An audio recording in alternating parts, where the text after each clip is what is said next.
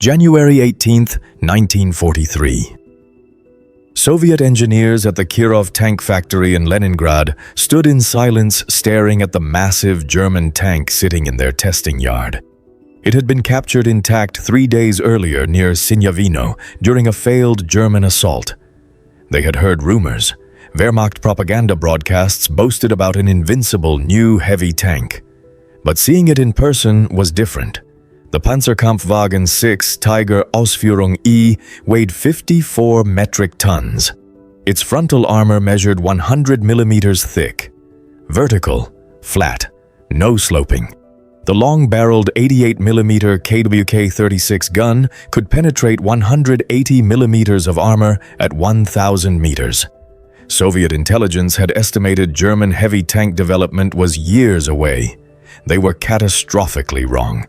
The Tiger had been operational since August 1942. Nearly 100 were already fighting on the Eastern Front. And Joseph Stalin, when he received the technical analysis report from Leningrad, said 5 words that changed Soviet tank production forever. "We are behind. Build something better." This is the story of the moment Soviet confidence shattered. The day Stalin realized Germany possessed technological superiority despite being outnumbered, and how that single captured Tiger triggered a crash program that created the IS-2 heavy tank, the weapon that would ultimately destroy the Tigers in Berlin. To understand Stalin's shock, you need to understand Soviet tank philosophy in 1942. The T-34 medium tank had proven devastatingly effective. Its sloped armor, wide tracks, and 76mm gun made it superior to anything Germany fielded in 1941. Soviet doctrine emphasized mass production of adequate tanks, build thousands of T-34s, overwhelm German forces through numbers, quality through quantity. Heavy tanks were considered wasteful. The KV-1 heavy tank, 43 tons with 75mm armor, existed but production was limited. Stalin believed medium tanks were the future. Fast, mobile, cheap to build. The concept of a super-heavy breakthrough tank seemed obsolete. Then the Tiger arrived and destroyed that entire philosophy in one afternoon of testing. The specific Tiger captured at Leningrad was from Schwere Panzer Abteilung 502, Heavy Panzer Battalion 502. Tank number 100. Commander Oberleutnant Werner Sonne. The tank had become immobilized on January 15th after driving over a Soviet anti-tank mine that damaged its running gear. The crew attempted repairs under fire but was forced to abandon the vehicle when Soviet infantry surrounded their position. Engineers from the 86th Rifle Division secured the tank before German recovery teams could arrive. Within hours, Red Army intelligence officers realized what they had. This wasn't a modified Panzer IV. This was something entirely new. The tank was towed behind Soviet lines to Leningrad under cover of darkness. Top secret classification, Stalin. Personally ordered immediate analysis. The Kirov Factory engineers began systematic examination January 16th. What they discovered was terrifying. The Tiger's Maybach HL-230 P45 engine produced 700 horsepower. The T-34's V2 diesel produced 500. The Tiger's armor was 100 millimeters frontal, 80 millimeters side. The T-34's was 45 millimeters frontal, 40 millimeters side. More than double thickness. The Tiger's 88mm gun could penetrate 180 millimeters of armor at 1,000 meters. The T-34's 76mm gun could penetrate 61 millimeters at 1,000 meters, less than one-third the penetration. The mathematics were brutal. A Tiger could destroy a T-34 from 2,000 meters away. A T-34 needed to close within 300 meters to have any chance of penetrating Tiger armor. And at 300 meters, the Tiger's accuracy was essentially perfect. The engineers conducted live fire tests. They positioned the captured Tiger at 1,000 meters from a captured German Panzer III tank. The Tiger's 88mm gun fired. The Panzer III's 50mm armor was penetrated completely. The shell passed through both sides and exited the far side, creating a hole the size of a dinner plate. They fired the Tiger at captured Soviet equipment. A T-34 hull, penetrated at 1,500 meters. A KV-1 heavy tank hull, penetrated at 1,200 meters. The Tiger could destroy every Soviet tank in service from ranges where Soviet guns were completely ineffective. German crews called it the sledgehammer. Soviet tankers who had faced Tigers and survived called it the Beast.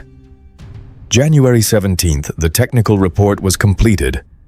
48 pages, detailed photographs, measurements, metallurgical analysis of armor samples, performance calculations, strategic assessment. The conclusion was devastating. Germany has developed heavy tanks superior to all Soviet armor. Current Soviet tank production inadequate to counter this threat.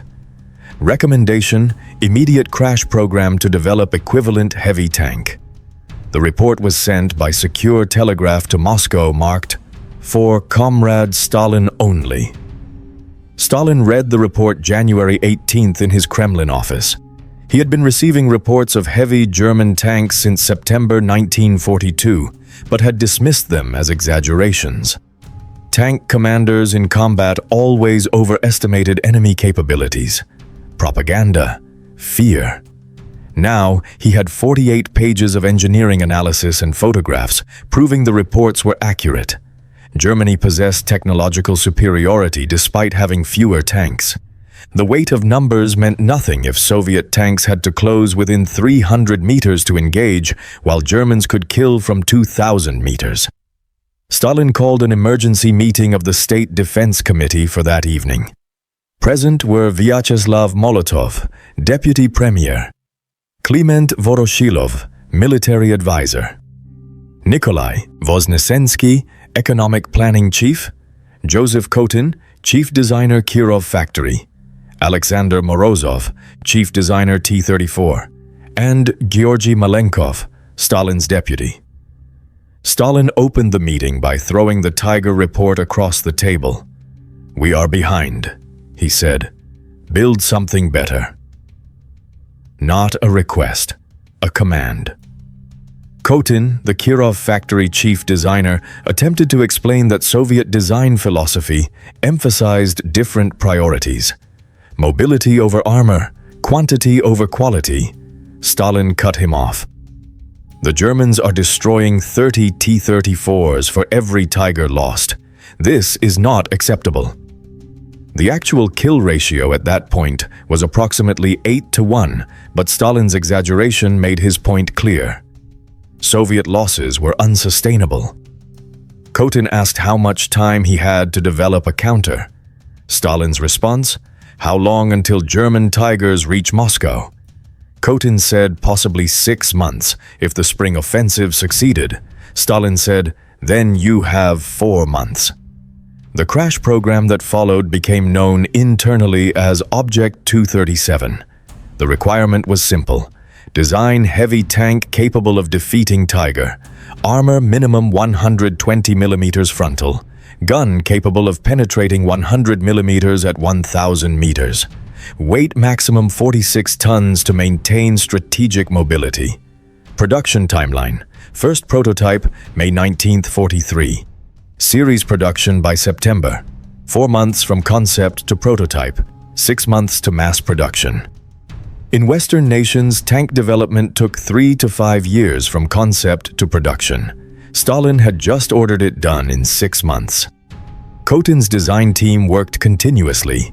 Sleep at desks, meals delivered to factory floor. The existing KV-1 heavy tank became the basis. Too heavy at 43 tons, but the chassis and suspension were proven. The hull was redesigned with sloped armor. The Germans had taught the value of sloping through the T-34. Now apply it to heavy tank. Frontal armor, 120 mm at 30 degrees from vertical. Effective thickness, 140 mm. Side armor, 90 mm. The turret was enlarged to mount a new gun, the 122 mm D-25T. This gun was designed originally for howitzer, but was adapted for tank use. It fired a 25-kilogram shell with enough kinetic energy to penetrate 160 millimeters of armor at 1,000 meters. More importantly, the explosive force of impact would often disable a Tiger, even without penetration. Spalling. The armor on the inside would fragment from impact shock, killing the crew. The Germans called this phenomenon internal armor failure. The first IS-1 prototype, Iosif Stalin 1, was completed May 1943, exactly on schedule. Stalin personally attended the demonstration at Kubinka Proving Ground June 1st. The IS-1 faced a captured Tiger in mobility trials. The IS-1 accelerated faster. The Tiger had better top speed, but the IS-1 reached combat speed quicker. In armor penetration trials, the IS-1's 122mm gun destroyed a Tiger hull target at 1,400 meters. The Tiger's 88mm gun penetrated IS-1 frontal armor at 800 meters. Advantage IS-1 at long range. The Tiger had faster rate of fire. The IS-1's 122mm gun required two-piece ammunition, shell loaded separately from propellant charge. This meant 3 to 4 rounds per minute maximum. The Tiger's 88mm fired 6 to 8 rounds per minute, but Stalin's assessment focused on strategic outcome. One hit kills, rate of fire is secondary. Production authorization was immediate. The IS-1 entered production September 1943. The improved IS-2 with enhanced armor followed December 1943. By January 1944, 1 year after the captured Tiger arrived at Leningrad, Soviet heavy tank production reached 100 units per month. Germany produced 85 Tigers per month at peak production. The numbers were equalizing. More importantly, Soviet doctrine adapted. IS-2 heavy tanks were concentrated in Guards heavy tank regiments, 21 tanks per regiment. These units were held as strategic reserves. When German Tigers appeared, IS-2 regiments were deployed to counter. Tank versus tank, heavy versus heavy. The T-34 production continued unchanged. 77,000 T-34s were built during the war. The T-34 remained the primary Soviet tank. But the IS-2 became the answer to German heavy armor. The combat results validated Stalin's crash program. At the Battle of Kursk, July 1943, the first IS-1 tanks faced Tigers. The engagement ranges dropped from 2,000 meters to 800 meters. Tigers could penetrate IS-1 armor frontally, but required precise shots. IS-1 crews learned to angle their hulls. Effective armor increased to 180 millimeters.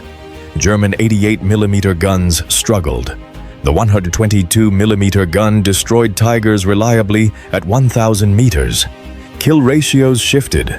Tigers destroying IS-2 tanks at 2-to-1 ratio instead of 8-to-1 against T-34s. Germany's overwhelming advantage was neutralized. By Berlin, April 1945, IS-2 tanks led the final assault on the Reichstag. They engaged the last operational Tigers from Germany's government quarter garrison. The sledgehammer met its match. The captured Tiger from Leningrad remained at Kubinka Proving Ground throughout the war. Soviet engineers disassembled and studied every component: transmission, suspension, fire control, optical sights. The technical intelligence gained from that single tank informed Soviet heavy tank development through the Cold War. The IS-3, IS-4, T-10 heavy tanks all incorporated lessons learned from the captured Tiger. The lineage extends to modern Russian heavy armor design philosophy: thick frontal armor, powerful high-caliber gun, acceptable mobility. The Tiger's influence appears in every Russian tank afterward. Post-war, captured German. Engineers interrogated by NKVD confirmed that German intelligence knew about the Leningrad Tiger capture. Wehrmacht commanders had hoped the Soviets lacked industrial capacity to respond. They were wrong. Soviet production capability, when directed by Stalin's absolute authority, could accomplish in months what took other nations years. The State Defense Committee structure allowed instant resource allocation. Factories switched production overnight. Workers drafted from other industries. Materials diverted from civilian use. The entire Soviet economy could be redirected towards single purpose on Stalin's order. This was the advantage of totalitarian control. No debate, no committees, just command. The final irony, the tiger that terrified Stalin in January 1943 was already obsolete by the time IS-2 production reached full scale.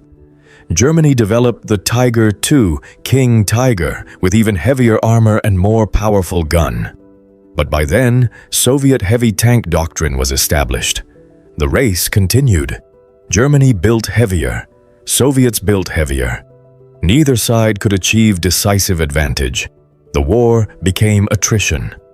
Numbers mattered again. Germany built 1,347 Tiger Is tanks total.